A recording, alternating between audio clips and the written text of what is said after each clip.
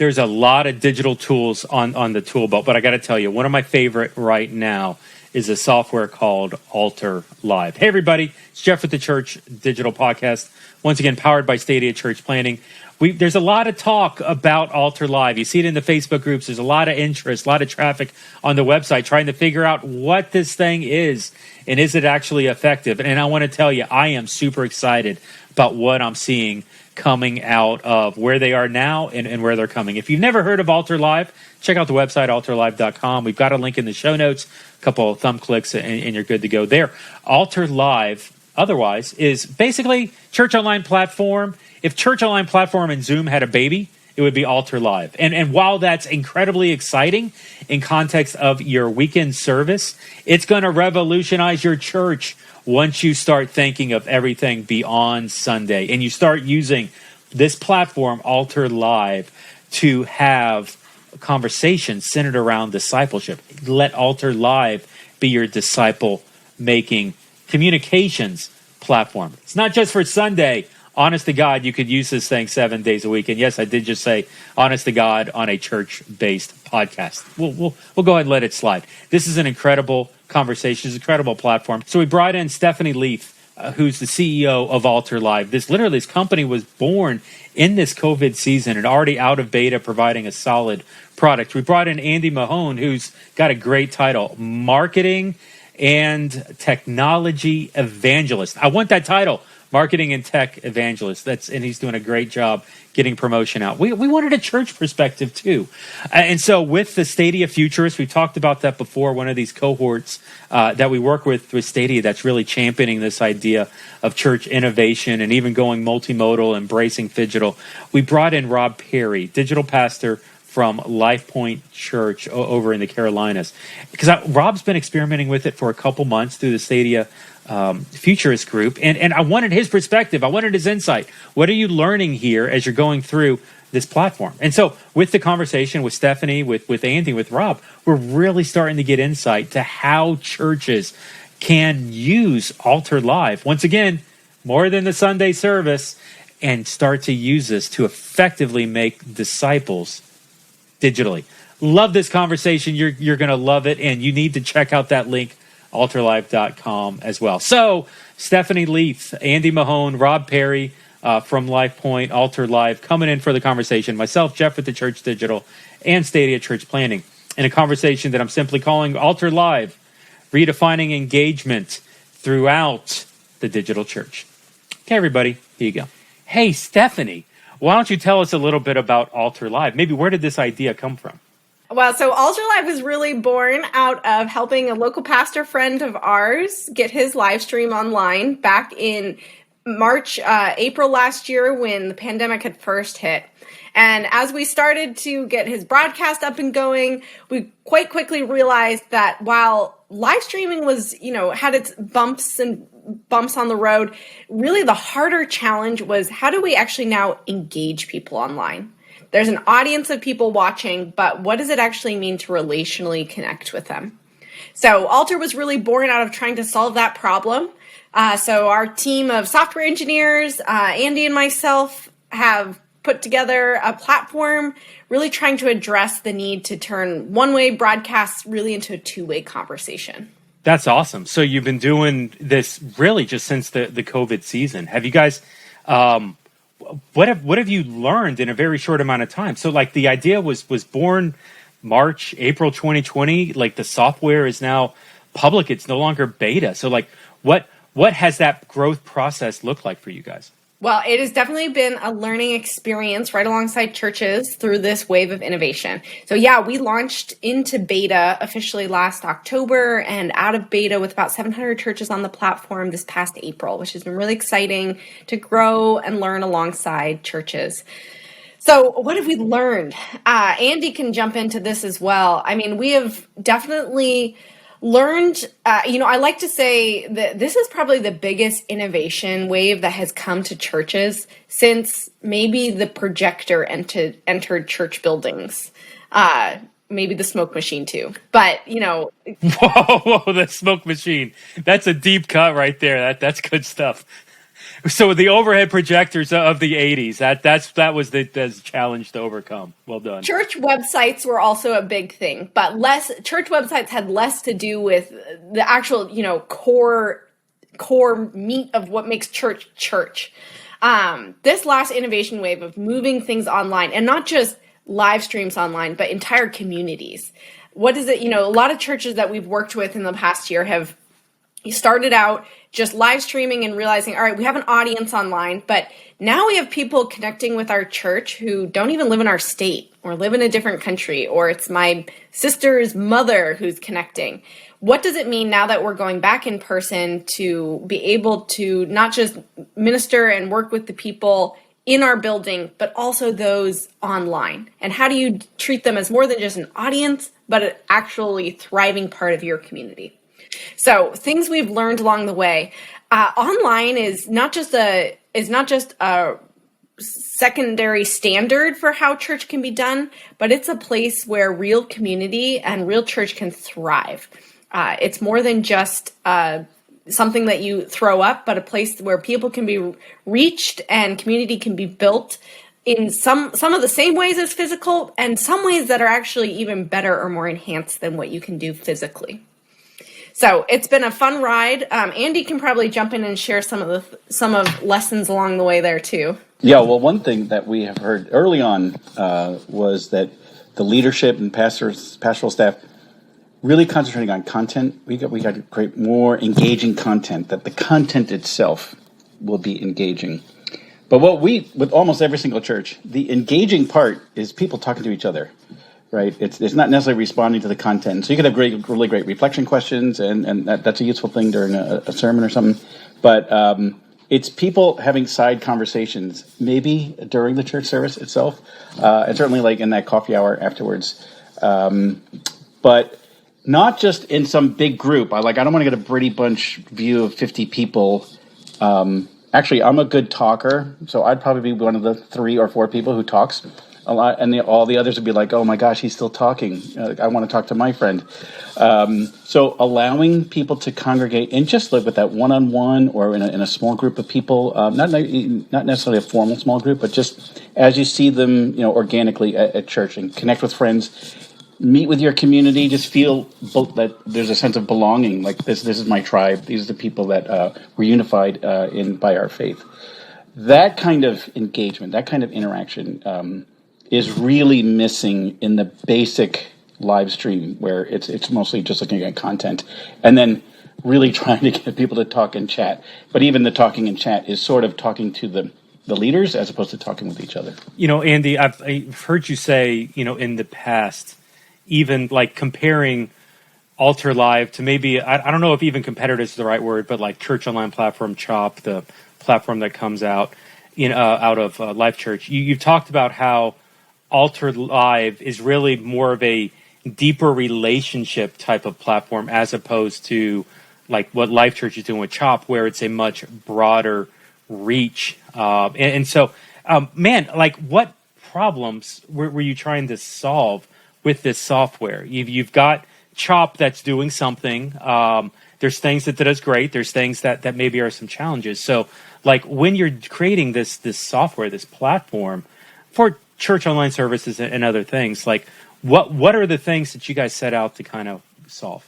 Yeah. Oh, so many. And yes, I agree. Church online has gone broad, certainly. Altar is really trying to go deep, not just be a platform for your Sunday services, but 7 days a week.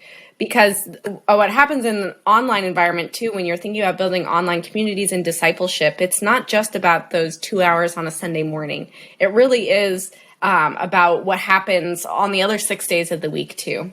So 2 things that we, set out to solve. The first was the common thing we've seen a lot of churches do, which is join us online here on church online platform, Facebook or YouTube, and then join us afterwards for a time of fellowship on Zoom.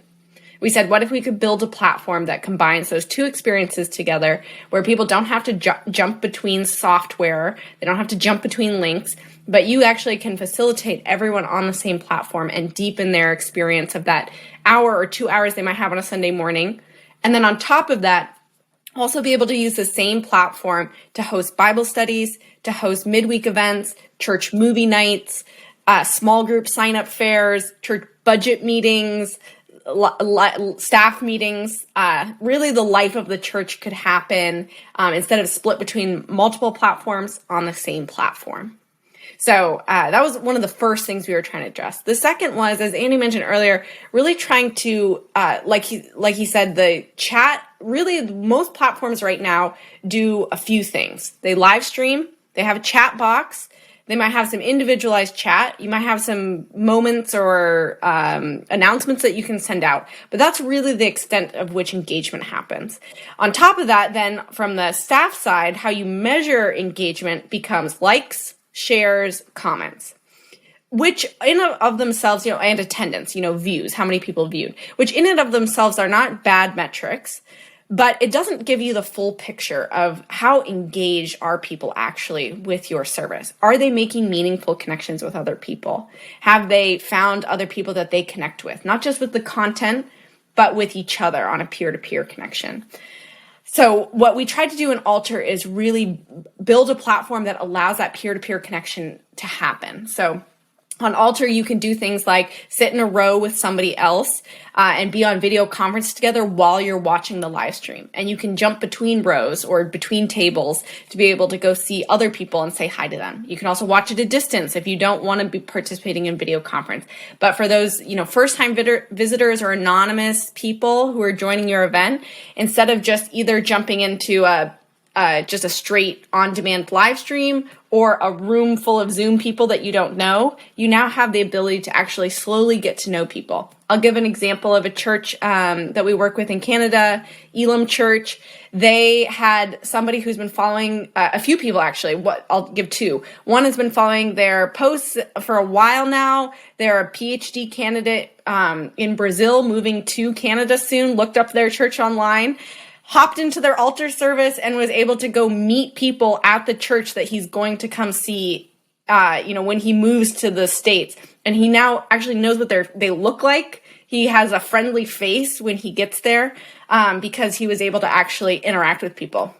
Another lady who filled out a Connect card on their website ended up coming to a service, sat down in a row with a pastor, and again, same thing, was able to actually go that one step deeper than just becoming an audience member to actually becoming a community member.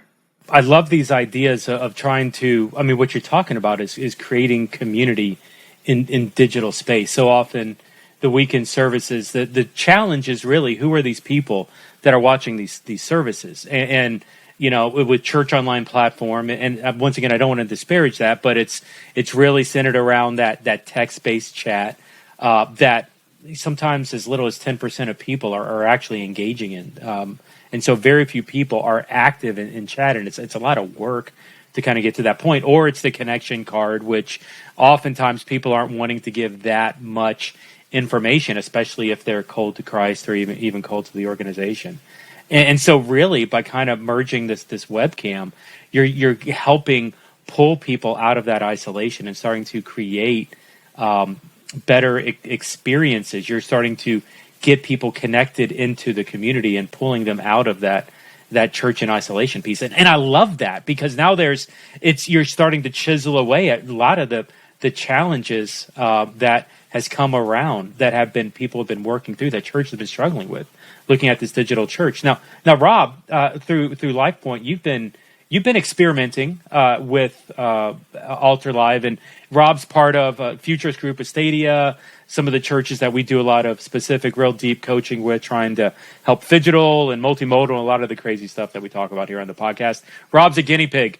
And so really just with this Alter Live, we wanted to see like how it worked and what were maybe some of the use cases for it. So like with you specifically, what have you seen? How has Alter Live connected and helped within your church expressions? How are you using it? Yeah. I was thinking about that as you were asking Andy and Stephanie, like what problems were you trying to solve?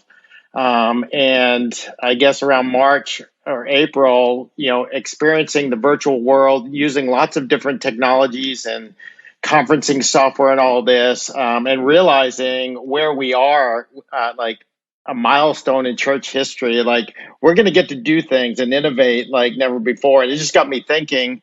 One, the immediate thing was get up online quickly. And we're able to do that with CHOP. And you already talked about that, Jeff, and just the huge gift it is to the kingdom.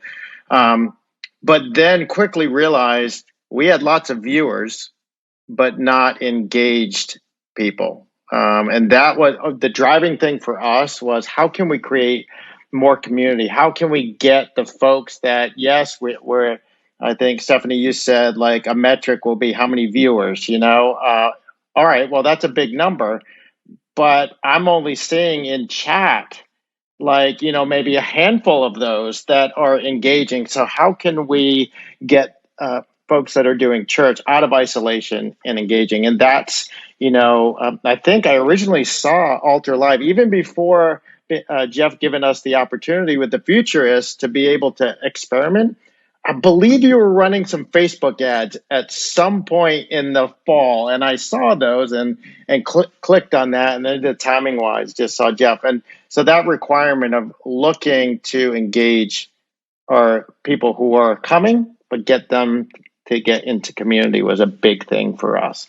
Yeah, and one of the cool things I think, Rob, that we've seen you guys do on the platform too is your block parties, and how you guys are trying to create, again, smaller intentional groups. The way that small groups have become a really important heartbeat of a church community, the same, you guys are trying to see how can we do these online, even going forward. What does it look like to help people not just connect with our church and its content, but our church and its people?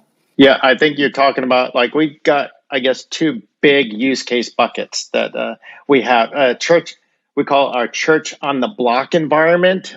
These are expressions of the church throughout the community. Austin Abney's leading that up here for us. And so there are a few of them meeting now. There are going to be a whole lot more.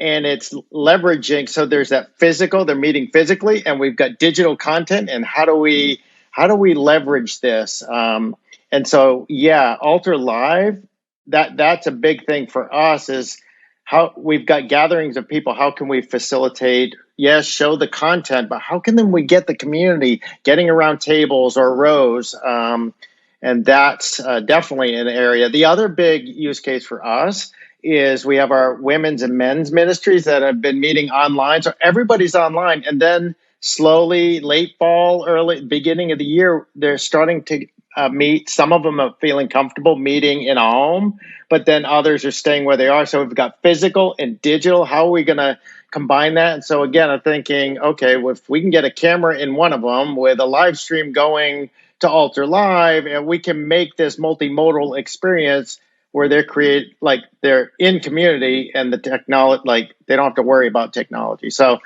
that's the experiment side of this. And when I think that's probably about when Jeff said, hey, how about if we allow you the experiment? We'll take care of the first 2 months. And that I was like, oh, these two big use cases for us, really, really helpful, beyond looking at it for our worship experience as well. Yeah, I love that, Rob. I do think small groups is going forward. When we think about online ministry and online engagement, there's always going to be room for thinking about content, algorithms, SEO, all those things that are a part of the world of online.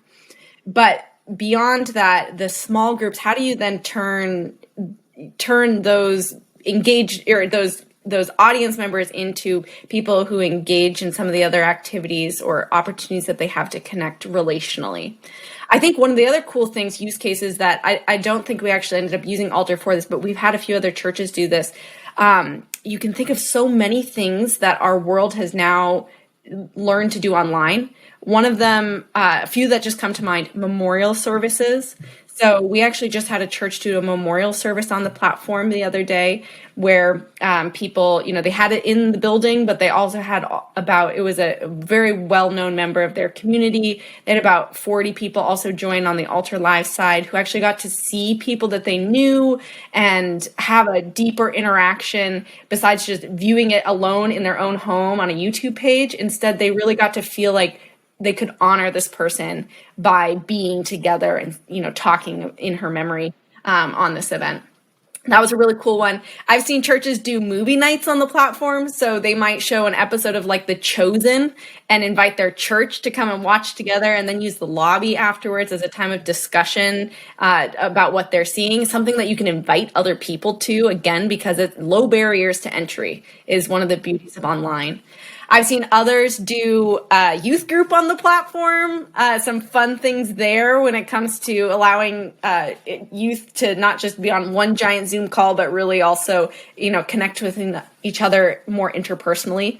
Conferences, small group fairs, things like that we've had on the platform as well, where again, really thinking about creating an intentionally meaningful time with other people. I was just going to say, you mentioned a memorial, and I had, sadly, I had to do one over Zoom midsummer, and it was fine. The family was so happy to have the technology, so others in other states could be viewing. But we had a case, and Andy was. I texted Andy on your chat line one night. I was like, "Hey, if the family's okay, I'm thinking about using Altar Live so that it just feels better than Google Meet or a Zoom memorial." And we didn't get to use it in that case. The family didn't decide to do it, but it was the fact that it was different, because you all know, like, everybody's tired of Zoom and Google Meet, but then add to that this significant event in somebody's life, family's life, that just the simple fact that it looks different is huge. You're not trying to be immersive, but there are elements of what you do that get to that a little bit of an immersive experience. And so that was why I was like, "Oh, this is another way we could use this." So. Yeah, that immersive part of it is definitely a big thing we tried to aim for. In Zoom, you've probably had the experience, like Andy said, of you're kind of, once you have more than 5 people, you're mostly listening to other people talk instead of participating in the conversation yourself. So on Altar, we really tried to intentionally allow people to choose where they want to go, who they want to talk with, and really recreate some of those organic side conversations that happen when you just happen to bump into somebody in the hallway. We lost a lot of that when we went online because it became a unidirectional conversation. But really, democratizing, as we like to say, or flattening the hierarchy of conversation has really helped deepen levels of engagement. And ultimately, people come back to events where they feel personally connected. We know that about in-person experiences. We spend a lot of time thinking about how, first impression experiences, how we make someone feel known and seen when they come to our church. The same thing has to happen in an online space. People need to be known and seen. You also allow people to not be known, which is also good for, you know what I mean? Like, in a meeting space, a digital meeting space, and those technologies, it's boom, you're there, unless you'd shut off your camera, and then you're like, "Oh, what do people think?" But you allow, your software, just having that ability to enter in and be unknown, but allow myself to be known or to look around the lobby and see who's there. Oh, I see a friend. I'm going to go up there and virtually tap them on the shoulder. The equivalent of that in the digital space. So.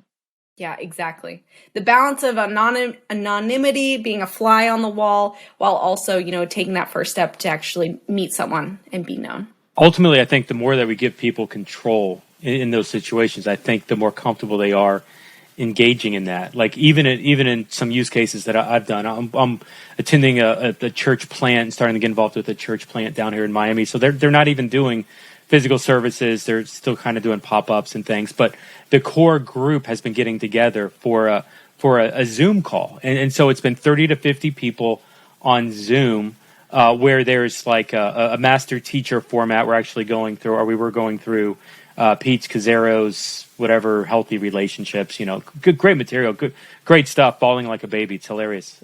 Just personally, it was really good. But coming out of that, it's, you're together with like 50 people. And 50 people in a Zoom call is the worst of Zoom, because it's only, I'll say it, like there's only one person talking. maybe 2, but you can't open up the mics for all 50 people, because if 4 people try to talk out of the 50 and it's so big you can't read body language to know who's getting ready to talk and who's not, and so all of a sudden it's just sheer pandemonium. And so and we were setting up for the small group. They were playing like a jam track in the background, and there's like a slide. They were trying to create this vibe, doing the best they could with the Zoom tool. But it's funny. It's like I want to talk to that guy right there. I want to talk to square number 17. I want to see what's going on in his life. I am not in his, when we break out into the breakouts of Zoom, I'm not in square 17's group, so I don't know what's going on. I want control. I want to have that side conversation, and dang it, the little like I am via text thing, that's not good enough. The year's 2021. I should be able to have a conversation with the guy. Yeah, that's so 2020, Rob, Jeff. That's so 2020. Get that out of here. But and that's what, by giving control, you're allowing people to do that. Rob, what are you thinking? One of the things I missed was in the physical space. As a pastor, I would walk the lobby. Yes, I'm known I can't be anonymous, but I missed being able to go and see a person who maybe is just hanging off to the side, and I want to be able to go and talk to just them, not the whole group. And so having that kind of capability is so important, because it helps bridge that gap into the physical world where I was used to doing that.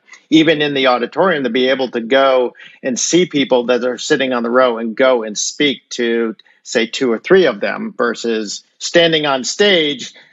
I don't want to do that. I'm going to be teaching in a little bit. I just want to talk to Jeff, Jeff and Andy and Stephanie. So, yeah, I missed that too. I wanted that control. Yeah, we see that almost, I would say, every church service. So there are basically 2 parts of it. There's the live stream event where people sit in pews, if they call them pews in their church. And then afterwards, and sometimes even before, what we call the lobby, where people sit at tables, and so there's no big video screen that everyone's watching together. Instead, they're just like us here, where they're looking at each other, seeing each other, and having a normal conversation. You can name the table something, right? Every single church service has a table called Meet the Pastor, and so it's either one mode of the pastor sits there, and then people stop by. It's like, "Hey, pastor, it's good to see you," and maybe it was the one who gave the sermon or not, or just like you like, Rob. The pastor goes around to all the tables, right? And they don't have names. It's just, there's Stephanie sitting at that one. I haven't talked to her in a few weeks. Good to see her. That sort of dynamic. We see there's some churches who are kind of breaking the rules, or I should say writing some new rules. My favorite one is what I call Sunday on Monday. That there's a bunch of people who don't make it to the live stream. And so they'll watch the worship service and the sermon on demand later. But of course, they're watching it solo. They can't participate in the chat. The chat's old now. But the thing is, there's more than one person. There's quite a few people who go see it on demand later. Some of them are working. Some of them are visiting family. Dare I say it, some of them are in their soccer league or some, not during COVID, but, I know my church has fought Little League, new tooth and nail. But they're regularly missing Sunday service. And so what these churches are doing is like, well, we're going to have the exact same service. It's now recorded, so it might have been live at the time. Now it's recorded. We're going to do it again on Monday night at 7 p.m. or whatever day or time. And that's it. It's an event. It's not on demand. It's another event. And so go at that time. And all the other people who missed, they can now sit in rows together, sit at tables together. And now they have community. So they didn't have to sacrifice community. They're doing more than on-demand live stream. They're still part of the life and rhythm of the church. So that's one I really, really like. I call it Sunday on Monday. I wrote that down, Andy. That's beautiful. Another one I've seen too is some churches do a panel discussion with the pastors or church staff about the sermon. So thinking about how to really take what's happening on a Sunday morning and stretch it farther. Like it doesn't just have to sit on Sunday only. Like Andy said, Sunday could actually be a different day of the week that this happens. That's one of the beauties of online. But I've seen some churches do panel discussions on the platform where they'll have a Q&A with the pastor or several people. And again, move people between kind of that auditorium room and then to the lobby where they can actually, talk with each other, and then back into the auditorium to facilitate some of that inner dialogue between members as well. I wonder if we'll ever get at a point where you can have like a flash worship, where people are going on demand, and all of a sudden you set a metric like there's 14 views going on. If we could all assemble them together and get in a worship space, I don't know. That's exciting to think about. It is exciting. I mean, that's one of the beauties of digital is you can have church anywhere. You don't have to have even necessarily a highly produced event either. I think that's going to be a really cool thing that comes out of post-pandemic, is realizing what is it that people come for to church. They sometimes come for the content, like how great your preaching is or how great your band is, but they really stay for the people. And I think that aspect of it is what people want. They want to be able to connect and have a personal connection with somebody in this space. So having tools that actually allow you to throw that up a lot easier and with less headache is, I think, where technology is catching up to now. Well, I was just going to double down on what Stephanie said. Why do people go? And about 2 months ago, I saw a Barna study on prayer, about online prayer. And the part that really struck me, it was that 32% of people of non-Christian faith, they have faith, it's just not a Christian faith, would consider going to your church online, but not for Sunday, but yes, for prayer. If they went there and someone prayed with them, for them, presumably for them, right? And that 24% of people of zero faith, agnostics, atheists, or maybe spiritual but not religious, would also consider going to your church. They would never go to your church building, ever. Probably not even for prayer. But they would go online for prayer. And so that's something that we're exploring with a number of churches of really using Altar Live, and mostly in the lobby side of it, for prayer, for like a prayer chapel. It might be before service, during service, after service, maybe a totally different day of the week. And so what they'll do is they'll have their service. They have a lot of people watching on Facebook, where they've been watching for months and months and months.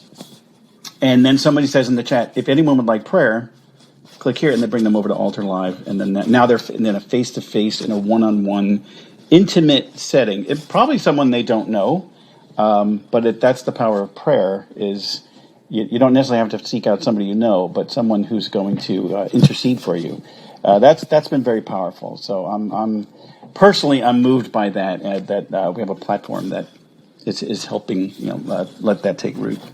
You can start to see here where this tool, and I want to call Altar Live a tool. It can be used in many different ways, but it's taking you in a deeper place, in a deeper relationship with people. I mean, we're talking about doing prayer meetings, and we're talking about using this to do master teacher, small groups, staff meetings, just different relational tools.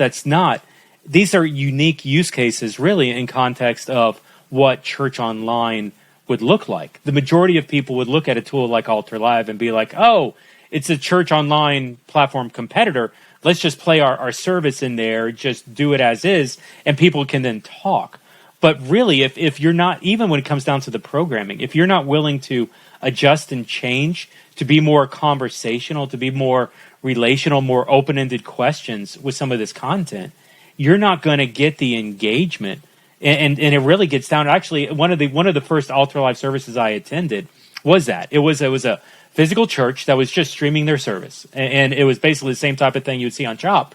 And I sat next to this lady in a row in Altar Live for 55, 65 minutes, and it was awkward because there was no interaction points, there was no dialogue, there was no opportunities within the service programming for me to even say, "Hey, I'm Jeff. Tell me your name." I would have been willing to do that. She would have been willing to do that, but because it didn't fit within the program, because there wasn't an opportunity for us to dialogue together, for us to pray together, for us to challenge each other spiritually. And this is what the tool can do. But it really just needs churches to be willing to maybe look at what the offering is, at least in context of the weekend service, and even beyond that, and realize it's much more dialoguing. Well, that's the big thing. Like we say that, there's been a big shift, and of course, we're all online now or something like that. But what you just described at least any church that I've been to, it would never happen in the pews, in the rows. It's not like the pastor doesn't say, okay, everybody, let me stop talking. And now everybody talk amongst yourselves, right? And some people might not be comfortable with that. The pastor might not be comfortable with that. But that could be perfectly normal and better online. So rather than replicate, what we've always had, trying new things. So like I said, writing some new rules. So I'm encouraged by what you say, Jeff. I haven't seen too many churches change that yet, even in Altar Live. It's usually the things outside of the Sunday service where you see a little bit more of new formats. But I do think it's coming. I mean, I think you're spot on, Jeff. I mean, what do Andy and I see as challenges in transitioning churches when they are coming to the platform? It's always a two-sided thing. One is the technology side. Anytime you introduce new technology, it's a behavior change. Even if you change your phone number, it's a behavior change, And then the other side is the actual strategic, what does it mean to do discipleship online? What does it mean to have a service online? What does it mean to do prayer online? The playbook of in-person isn't necessarily a one-for-one correlation to how you do online events. And it does require some creative thinking. I think that area is where the church is starting to get caught up. I love what you do, Jeff, in that space. I think there's a lot of great churches that are getting creative in that space, and consultants doing the same. That, I think, is sometimes where we feel the tension of Altar being a little bit further ahead of churches and this is what we could do. Now we just got to get there. On the other side, I mean, the very practical side that we see go really well is the behavioral change when it comes to technology. The good news about that is it's not rocket science. It's just time and having a strategic vision in the right direction. So when we onboard churches to Altar, usually it takes about 30 days really to take the training wheels off. Because if you think about the number of your members of your team that need to really get on board, we usually do a few dry runs or parallel to a Sunday service to start getting it a little bit more acclimated. In those first 30 days is really where people are starting to dip their toes in and start running on the platform. With any platform, the most important thing is social momentum. You need to have critical mass as well as people who are going to take that first step to kind of set the norms. Like you, Jeff, said on that call or on that altar service you went to, altar services that I see go really well are ones where there are specific online hosts that have become a little bit more familiar with the platform. And they're the ones hopping between tables or rows. They're kind of setting the behavioral standards of what you can do on this platform. Because when anybody comes, I do this in Facebook groups. When I come to a Facebook group for the first time, I'm looking to see, all right, how much do people share? What's too long of a post? How should I act in this space? The same thing has to happen in online environments. And so that's why it takes a little bit of time, but it is something we do with a lot of churches when we onboard them to the platform. Stephanie and Andy, do you guys find that as you onboard people and they bring in other staff and maybe key volunteer leaders, as they start to experience something new, do they start to come up with ideas themselves and start to go, ooh, we could use this in this way? Do you see much of that? I'll tell you, I was just on a call with the church the other day. We were doing the demo of the platform. It was actually my second demo with them because I talked with the lead pastor, and then the lead pastor brought his volunteers on. And then in the middle of the demo, one of the volunteers was like, wait, let me go grab and I forget what her job title was. She was like, let me go grab this lady. And she did something on their team related to, I think it was marketing and other things. And she was like, quickly, could you just repeat that part? And then they had a side dialogue in the middle of our demo. They were like, oh, and we could use this for this and this for this. And it just gets people's brains spinning of both a pain reliever when it comes to what you described, Rob, using all these different platforms to try to patch it together. I mean, when they described to me how they run their Sunday services, I was like, oh, that sounds like a lot of work. And then the second is, how do you actually get to do the thing that you signed up to be on church staff for, which is minister to people? That's, I think, one of the most rewarding parts for me is when people light up realizing, oh yeah, there's some technology here, but more importantly, I actually get to connect with people. I could empower members of my community to engage with one another. I could actually feel like I'm using my skills and gifts to make people feel welcome or to go to that next level. Or I could actually pray with people if I'm somebody who is really a prayer warrior in my church. So some of those things I think are really exciting to see when people's brains start going. Yeah, I actually think you're going to see a movement in the coming months.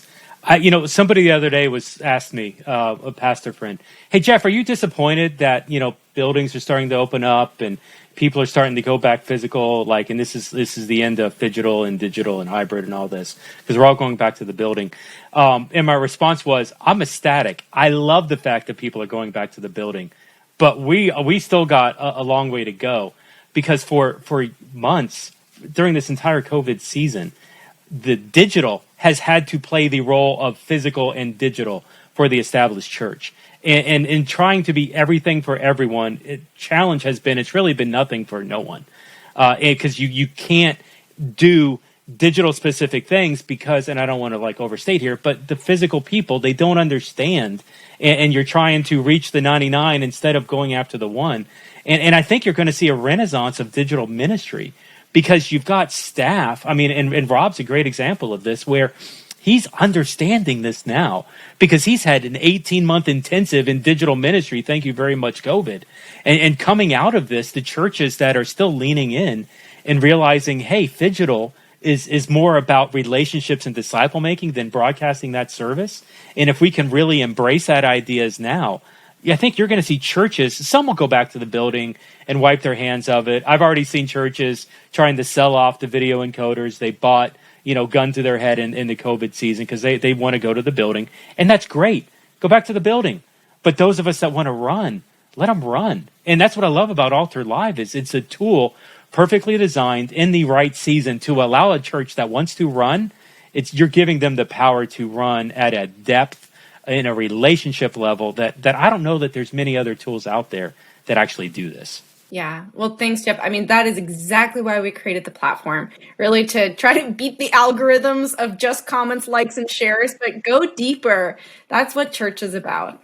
That for us, it's no different than any other church. We're trying to make disciples, and we just say the phrase, help people follow Jesus, live like Jesus, and help others do the same. Well, I want to look for tools that I can put in the hands of our different environments that are going to help multiply. The energy is going to multiply disciples in our area. And so love that I got to experiment with Altar Live, and we'll continue to look at that. So what's next for Altar Live? Like, I'm not looking, okay, yeah, I am looking for like insider tip here, some mic drop, something. I don't want to get a dev mad at me or anything, but what's on the roadmap? What are you guys working on?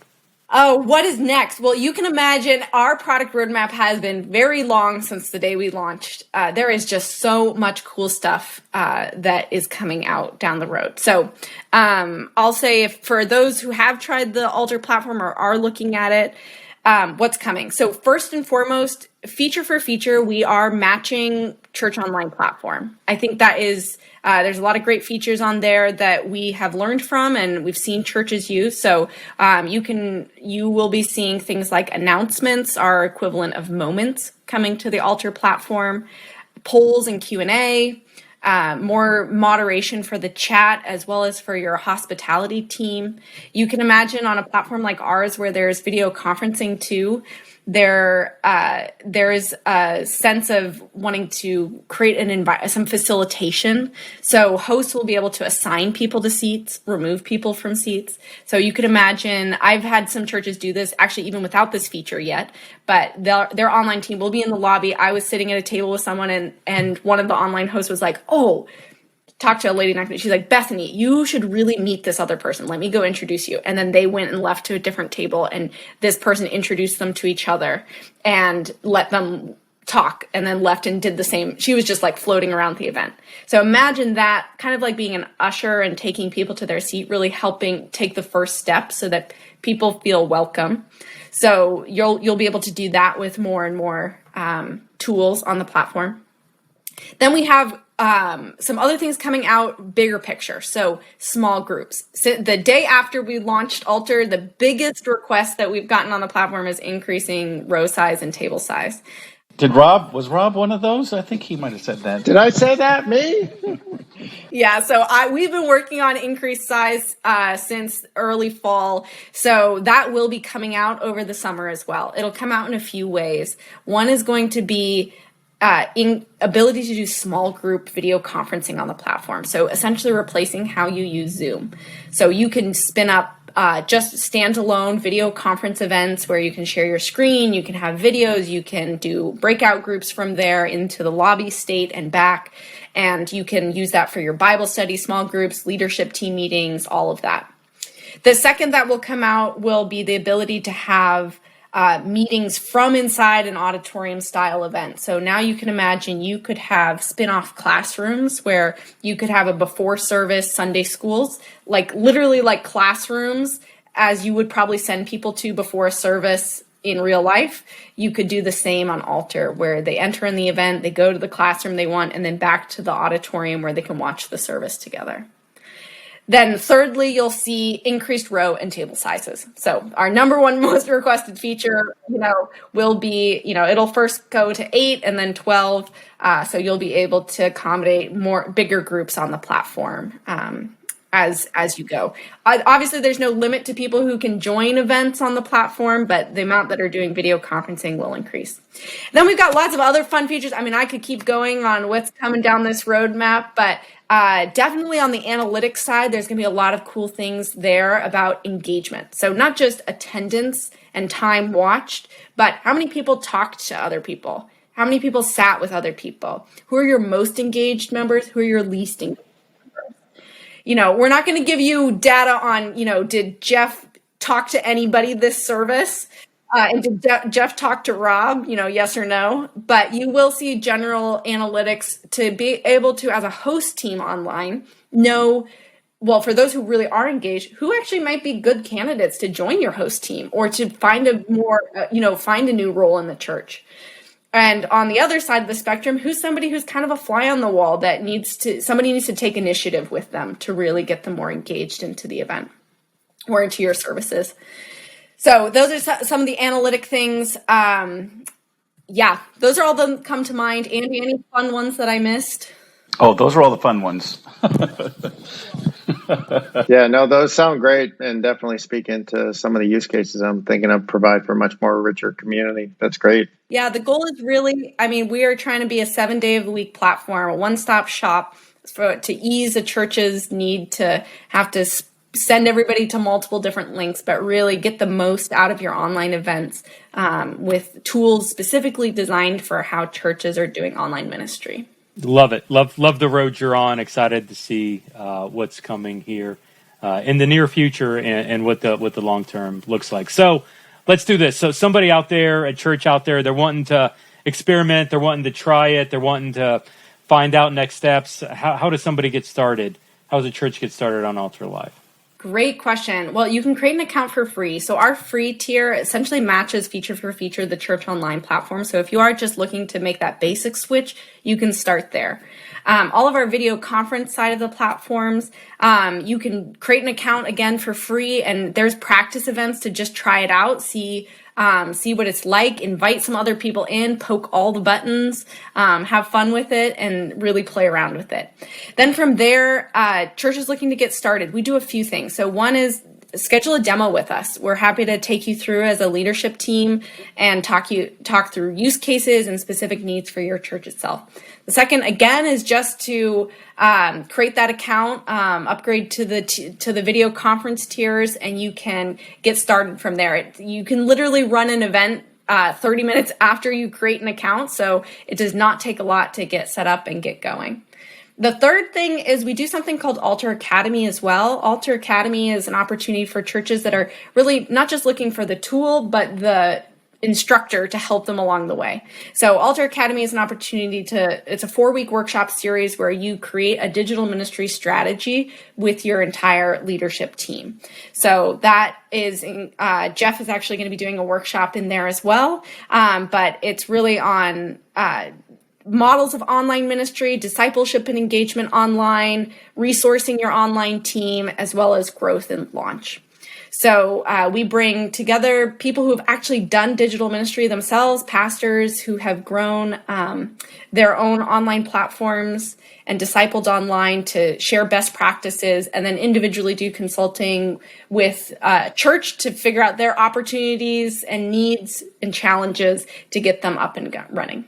Definitely excited about Altar Live. Is it Altar Academy? Altar Live Academy? I want to get the branding right. Altar Academy. Altar Academy. Awesome. It's not live, it's the Academy, but we're doing it live or something. I don't know. But listen, any chance I get to help churches figure out how to do this better, churches that are serious about doing this better, I love having those conversations. So it's an honor to work with you guys on that. And I'm sure there's many other things down the road as we just, get some of this stuff figured out. But awesome. This has been a great conversation. Really excited about Altar Live. I want to thank you guys for jumping on, but we're going to land a plane. So this has been great. Check out, we'll put links in the show notes to Altar Live. And Rob, is any of your stuff with Altar Live, it's not public? No, I'm still experimenting, and some of those features that are going to be coming in, I get to use. So we can just send all of the church digital audience to your inner office meet. Like, that would not be a problem, right? No, yeah, okay. Well, maybe next time. Well, not this month. Not this month. Do it not this month. To kind of keep it quiet this round. So we'll link off to Altar Live so you can get more information there. The Altar Academy and everything else. But hey, audience out there, thanks for listening and jumping in the combo. For Rob, for Andy, for Stephanie, this is Jeff with the Church Digital and State of Church Planning. Thanks for jumping on. We'll see you next time here at the show. Y'all have a good day.